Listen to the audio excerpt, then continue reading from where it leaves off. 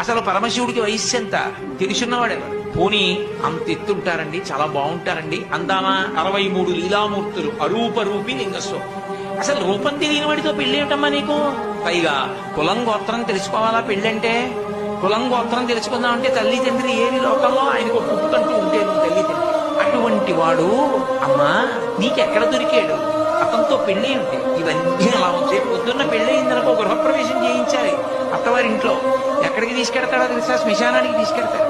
అక్కడ మీ కాపరం ఉంటావా? ఏంటమ్మా ఆయనతో పెళ్లి అని ఊరుకోలేదు. ప్రత్యక్షం అయిపోయాడు అనుకో, ఆయన సొమ్మేం పోయింది, పెళ్లి చేసుకోమంటే సంతోషంగా తీసేసుకో.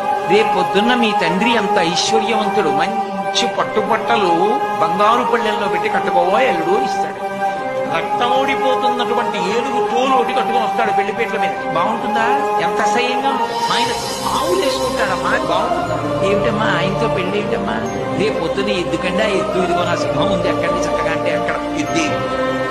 నేను చక్కగా చూడు ఎంత యవ్వనంలో ఉన్నాను, నీకు తగినటువంటి వాణ్ణి కాబట్టి నన్ను తగులుకుని నాతో వచ్చి వదిలే తపస్సు వీడు శివలింగ చేస్తున్నాడు ఎవరో కాబట్టి వీడిని వీపు మీద నాకు వేయండి, పళ్ళు ఊడిపోయేట కొట్టి లాగా